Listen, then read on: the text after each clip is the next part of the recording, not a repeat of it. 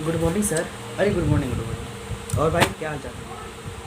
कोई समस्या सर? छोटी सी प्रॉब्लम है, उसी को लेकर के आपके पास आए हैं। सर दिक्कत ये है कि मुझे किसी ने कुछ क्वेश्चन पूछ दिया था अंक से संबंधित। बोल रहा था कि अंकों की विशेषताएं बताओ, जीरो की विशेषताएं बताओ, संख्या क्या होते हैं, ये सब हम बता ही नहीं पा रहे। अच्छा, इसीलिए मैं आपसे कह रहा हूँ कि थोड़ा बता देंगे तो सही रहेगा। मैं कुछ सीख जाऊँगा और जो हमारे दर्शक हैं, वीडियो जो देख रहे होंगे हमारे, वो लोग भी सीख ही जाएंगे और उन लोग के लिए फायदे रहेंगे। सामने जाकर बैठो, मैं तुम्हें यहाँ पे समझा रहा हूँ, ठीक है ना। अंकों और संख्याओं से संबंधित कुछ महत्वपूर्ण जानकारी दे देता हूँ, जो कि सिर्फ तुम्हारे ही लिए नहीं बल्कि जितने भी दर्शक यहाँ पे देख रहे होंगे हमारे वीडियो को, उन लोग के लिए भी हेल्पफुल होने वाली है। उन लोग की जानकारी भी बढ़ेगी इसके साथ साथ। वैसे तो अंकों और संख्याओं के बारे में कौन नहीं जानता, बहुत लोग जानते हैं, लेकिन फिर भी जो भी इधर उधर थोड़ा मोड़ा नहीं जानते हैं उसको भी जान जाएंगे, ठीक है ना। तो आप लोग भी जो वीडियो को देख रहे होंगे, आप लोग भी मिस मत कीजिएगा। प्लीज़ इस वीडियो को पूरा देखिएगा और पसंद आए तो लाइक, सब्सक्राइब और शेयर अपने फ्रेंड्स में कीजिएगा, ठीक है ना। तुम जाओ बैठो। ओके मेरे प्यारे दर्शक, आप सभी लोग ध्यान पूर्वक समझिएगा। स्टेप बाय स्टेप मैं समझाने का प्रयास कर रहा हूँ, ठीक है ना। यहाँ पे ध्यान दीजिएगा आप लोग। सबसे पहले हम अंक और संख्याएं के बारे में जानते हैं। अंक को इंग्लिश में डिजिट बोलते हैं, संख्याओं को नंबर्स बोलते हैं, ठीक है ना। अंक एंड डिजिट होते क्या हैं? हम जानते हैं कि 0, 1, 2, 3, 4, 5, 6, 7, 8 और 9, ठीक है ना। यही हमारे अंक कहलाते हैं ना। यानी 0 से लेकर के 9 तक जितने भी ये अंक हैं, टोटल 1, 2, 3, 4 जितने भी ये सब क्या होते हैं? अंक कहलाते हैं, ठीक है ना। अब देखिए हम संख्या के बारे में जानते हैं। संख्या क्या होता है? कोई भी संख्या लिख लीजिए। मान लीजिए आपको लिखना है 936, 936 ना। तो जो संख्या होता है किसकी सहायता से बनता है? इन अंकों की सहायता से बनता है। ये जो संख्या बना है अंकों की सहायता से ही बना है। क्योंकि देखिए यहाँ पर 9 है तो 9 कहाँ से आया है? अंक से ही। या 9 यहाँ से उठ कर के आया है, 3 कहाँ से आया है? यहाँ से आया है, और 6 यहाँ से। यानी 3, 9, 6 और 3 तीनों को मिला करके हम 936 लिखे हैं। क्या चीज़? 936। यानी कि संख्या का निर्माण किससे होता है? अंकों से, ठीक है ना। यानी जब अंकों को मिलाते हैं तो हमारी संख्या बनती है। ओके, इतना बात समझ में आ गया होगा। लेकिन एक बात और समझिएगा कि संख्या को उसके अंकों के आधार पर कैसे पढ़ें। अगर कोई संख्या यहाँ पर लिखा है तो इसको अंकों के आधार पर कैसे पढ़ेंगे? जैसे कि हम लोग पढ़ते हैं ना, इकाई, दहाई, सैकड़ा, हजार, 10,000, लाख, इस तरह से कैसे पढ़ें ना। बहुत से बच्चों को, बहुत से स्टूडेंट्स को ये चीज़ पता होता है, इकाई, दहाई, सैकड़ा कैसे इसको अंकों के आधार पर पढ़ते हैं ना, लेकिन बहुत से लोगों को नहीं पता होता है। इसलिए हमने यहाँ पर लिख दिया है कि इकाई, दहाई, सैकड़ा, हजार, 10,000, लाख, 10 लाख, करोड़, 10 करोड़, अरब, 10 अरब, खरब, 10 खरब, मील, 10 मील, पद्म, 10 पदम, संघ, 10 संघ, महासंघ, ठीक है ना। ये चीज़ इस तरह से मान लीजिए कि हमारे पास लिखा है 98624 ना। तो इसको कैसे पढ़ेंगे? सबसे पहले देखिए यहाँ पर, यहाँ से चालू कीजिए ना। जिधर हम ऐसे खड़ा हो जाएंगे उधर मुँह करके। सबसे पहले देखिए इधर से हम चालू करेंगे, यानी अपने दाईं ओर से पढ़ना चालू करेंगे हम। यहाँ से इकाई, दहाई, सैकड़ा, हजार, 10,000, ठीक है। आगे होगा तो लाख, 10 लाख, करोड़, 10 करोड़, अरब, इस तरह से ना। तो आपको समझ में आ गई होगी ना कि कैसे हम पढ़ेंगे। अगर कोई संख्या लिखा है ना, जैसे कि 9862, तो इसको इसके अंकों के आधार पर कैसे पढ़ेंगे तो हमने बता दिया आपको। इकाई, दहाई, सैकड़ा, हजार, इस तरह से हम पढ़े चलेंगे ना। तो इसको आप लोग याद कर लीजिएगा, यहाँ से लेकर के यहाँ तक, ठीक है। इसके बाद में देखिएगा 10 लाख को 1 मिलियन बोलते हैं। 10 लाख को हमेशा 1 मिलियन बोलते हैं, यानी 10 लाख मिला करके 1 मिलियन बनते हैं। तो 1 मिलियन कैसे बनता है? तो 10 लाख होना चाहिए तब जाके 1 मिलियन बनता है, ठीक है ना। यानी कि 10 लाख को हम कितना बोलते हैं? 1 मिलियन। और 1 अरब को क्या बोलते हैं? 1 बिलियन। और 10 खरब को बोलते हैं 1 ट्रिलियन ना। मिलियन, बिलियन और ट्रिलियन, ये चीज़ आप लोग याद कर लीजिएगा। इसके बाद समझते हैं, यहाँ पर ध्यान दीजिए। हम अंक के बारे में सबसे पहले जानकारी लेते हैं, संख्या के बारे में बाद में बात करेंगे ना। हम अंक के बारे में, डिजिट के बारे में समझते हैं। हमारे पास अंक कितने हैं? 0 से लेकर के 9 तक है, इतना ही ना अंक है जी। तो सबसे पहले हम अंकों के बारे में हम डिस्कस कर लेते हैं। हम सबसे पहले पढ़ेंगे 0 के बारे में। यहाँ पर देखिए शून्य के बारे में महत्वपूर्ण जानकारी, यानी 0 के बारे में हम कुछ जानकारी ले लेते हैं। जब हम अंकों को ख़त्म कर देंगे पढ़ करके तो फिर संख्या के बारे में जानेंगे, ठीक है ना।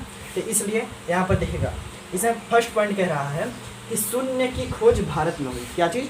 यानी जो जीरो है हमारी, जीरो की खोज कहाँ पर हुई थी, भारत में हुई थी। अब सेकेंड दिखेगा कि किसी भी संख्या के दाईं ओर जीरो लगाने से उसका मान 10 गुना बढ़ जाता है।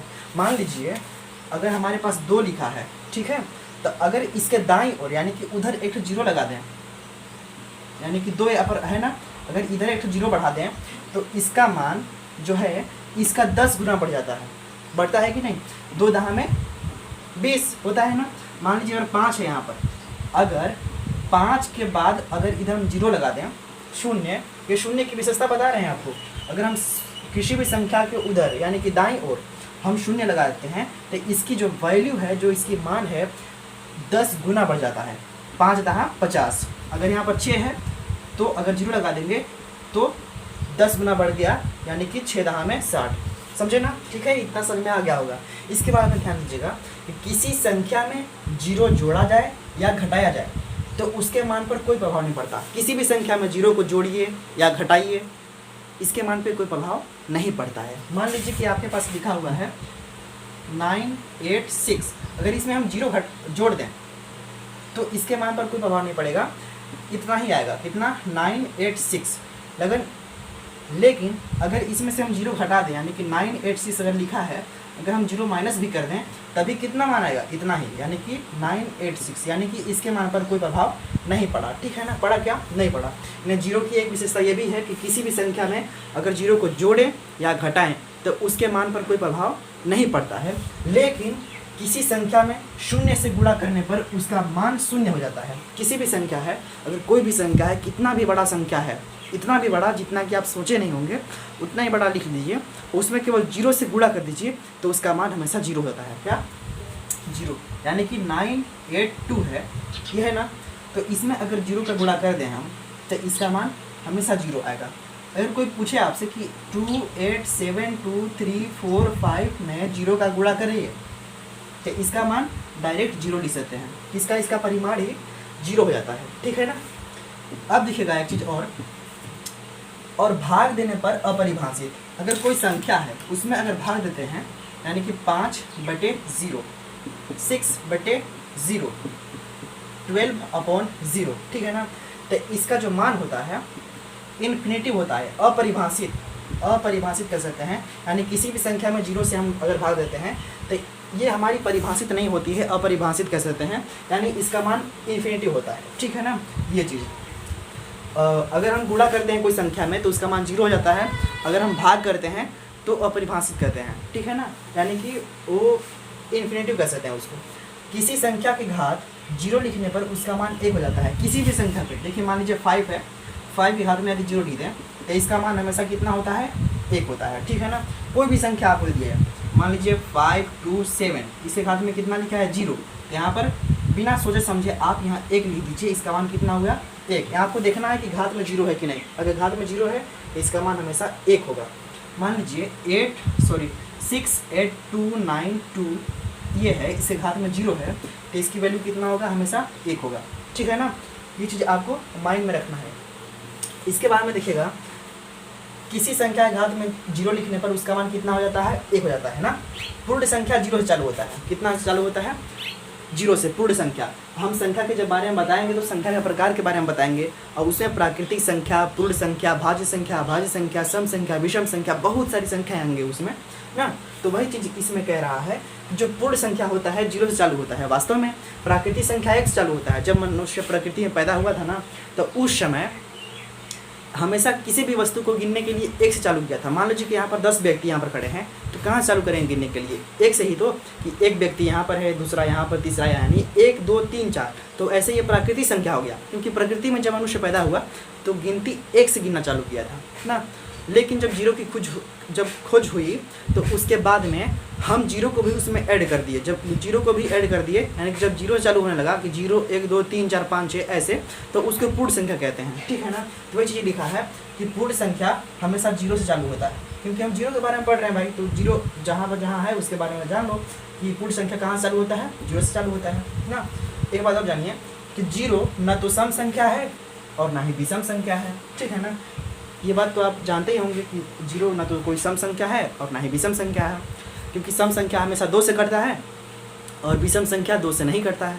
ओके, यहाँ पर एक देखिए लास्ट, किसी संख्या के अंत में, कोई भी संख्या है अगर उसके अंत में 0 हो, मान लो कि 520 है, ठीक है, किसी भी संख्या के अंत में 0 है और इसके घात में चाहे कोई भी अंक लिख दो, चाहे 4 चाहे 5 चाहे कुछ भी 45 लिख दो ना, कुछ भी, तो यानी इसके जब हल करने के बाद जो सोल्यूशन हमको मिलेगा, जो आंसर मिलेगा, इसके इकाई के अंक पर हमेशा कितना होगा, 0 ही होगा। कहने का मतलब ये है कि देखिए इसके इकाई के अंक पर क्या है, 0 है। जब इसके इकाई के अंक पर 0 है यहाँ पे, तो क्या होगा कि अगर इसे घात में हम कितना भी लिख दें, इकाई के अंक पर 0 होना चाहिए, और इसे घात में चाहे कितना भी लिख दें, इसके इकाई के अंक पर हमेशा 0 ही आएगा, ठीक है ना। जैसे मान लीजिए कि यहाँ पर 10 लिखे हैं, 10 की घात में यहाँ पर मान लीजिए कि 2 लिखे हैं ना, तो इसका मतलब क्या हुआ, 10 का 2 बार गुणा, यानी कि 10 गुणे 10। अब 10 दहा में कितना हो गया, 100, यानी इकाई के अंक पर देखिए यहाँ पर 0 था, यहाँ पर 0 आया है इकाई के अंक पर ना। अब दिखेगा, मान लीजिए कि यहाँ पर है 20 है, 20 के घात में कितना है, 3 लिखे हैं, तो इसका मतलब हुआ कि 20 गुणे 20, यहाँ पर 20 के घात में अगर 3 है तो इसका मतलब समझिएगा कि 20 का 3 बार गुणा किया जा रहा है, यानी कि 20 गुणे 20, ठीक है ना। तो देखिए यहाँ पर 2 दूना 4 दूना 8, कितना हुआ 8 और 3 0 0 0 0। तो यहाँ पर देखिए इकाई के स्थान पर क्या था, 0 था, इसलिए यहाँ पर भी हमारा क्या आ गया, इकाई के अंक पर 0। वही चीज़ लिखा है कि किसी भी संख्या के अंत में 0 हो तो उसके घात में कोई भी अंक लगा दे। अगर कोई संख्या है उसके इकाई के अंक पर 0 हो और उसके घात में चाहे कोई भी संख्या लगा दे, हमेशा इकाई के अंक पर कितना आता है, 0 आता है, ठीक है ना। ये रही हमारी शून्य के बारे में कुछ महत्वपूर्ण जानकारी ना। तो इससे आगे जो वीडियो हम आपको देंगे उसमें हम 1 2 3 4 5 6 7 8 इसके बारे में हम 9 तक हम पढ़ लेते हैं, ठीक है ना। तो देखिए अगले जो वीडियो हम आपको बना कर दे रहे हैं उसका लिंक इसी वीडियो के डिस्क्रिप्शन में दे दिए हैं, आप वहाँ से जा करके वो सेकेंड वीडियो देख लीजिए, जो कि अंकों के बारे में पूरे तरीके से उसमें बताया जा रहा है, ठीक है ना। यानी कि पूरा 1 से लेकर के 9 तक, ये तो 0 के बारे में बताया हम सिर्फ, इसके बाद में 1 से लेकर के 9 तक हम जितने भी हैं उसके बारे में जो कुछ भी बातें वो चीज़ हम शेयर कर देंगे, ठीक है ना। आप उसको ध्यान से देख लीजिए, हमारे इसी वीडियो के लिंक डिस्क्रिप्शन में लिंक दे दी गई है, ओके। तो इस लेक्चर में हम इतना ही रहने देते हैं, ठीक है ना। Thank you.